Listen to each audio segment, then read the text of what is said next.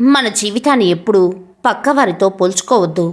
ఎందుకంటే మనకు సూర్యచంద్రులు ఇద్దరు వెలుగుని ఇచ్చేవారే. కానీ ఎవరు గొప్ప అంటే మనకు సమాధానం దొరకదు. ఎవరి టైంలో వారు గొప్ప. మనం కూడా అంతే. దేనికైనా సమయం రావాలి. మనిషి ఎలాంటి వాడంటే పక్కవాడు బాగుపడుతుంటే పైకి ప్రేమ నటిస్తూ లోపల ఈర్ష్యతో రగిలిపోతాడు. అదే ఒకడు నాశనమవుతుంటే లోపల సంతోషిస్తూ బయట బాధ నటిస్తాడు. ప్రపంచమే రంగస్థలం, మనుషులే మహానటులు అనే ఊరికే అనలేదు మహానుభావులు. జీవితంలో ఎవరు ఊరికే పరిచయం కారు. ప్రతి పరిచయం భగవంతుడు ముందుగా నిర్ణయించేదే. వాటిలో కొన్ని మర్చిపోయేవి, కొన్ని కడవరకు నిలిచిపోయేవి. నమ్మి బ్రతకడం వేరు, నమ్మిస్తూ బ్రతకడం వేరు. నమ్మి బ్రతకడంలో ప్రేమ ఉంటుంది, నమ్మిస్తూ బ్రతకడంలో స్వార్థం మాత్రమే ఉంటుంది.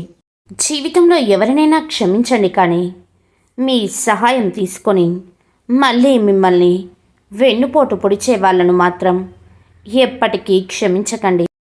జీవితంలో ఆనందాన్ని అందించే ఓ తలుపు మూసుకుంటే మరో తలుపు తెరుచుకుంటుంది. కానీ మనం మాత్రం ఆ మూసిన తలుపు వైపు చూస్తూ మన కోసం తెరిచిన తలుపును చూడకుండా వదిలేస్తాం. మనమంటే ఇష్టం లేదు అని ఎవరు ప్రత్యేకంగా చెప్పరు. వారి ప్రవర్తనను బట్టి మనమే అర్థం చేసుకోవాలి. కష్టమైన నష్టమైన మనమే దూరం అవ్వాలి.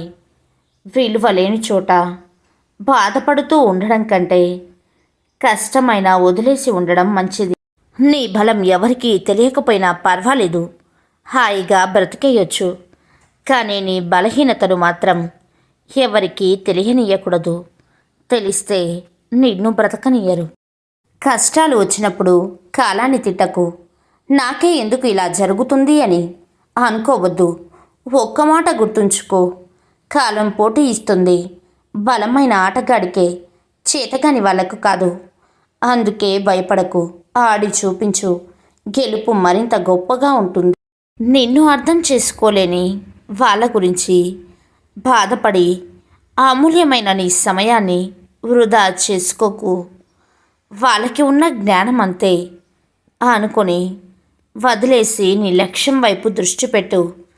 గెలిస్తే వాళ్ళే మన దగ్గరికి వస్తారు. ప్రతి విమర్శ వెనుక శత్రుత్వం ఉండదు.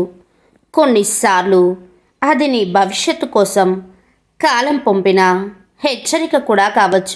నీకోసం ఎదురు చూసే మనిషిని ఒక గంట, ఒక పూట, ఒకరోజు నిర్లక్ష్యం చెయ్యి, తప్పులేదు. కానీ ప్రతిరోజు అలాగే నిర్లక్ష్యం చేస్తే ఏదో ఒకరోజు నువ్వు కావాలని పిలిచినా పలకనంత దూరం వెళ్ళిపోతారు.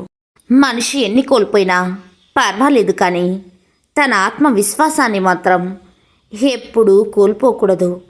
ఆ ఒక్క ఆత్మవిశ్వాసం ఉంటే చాలు, మనం కోల్పోయిన అన్నిటినీ తిరిగి దక్కించుకోవచ్చు.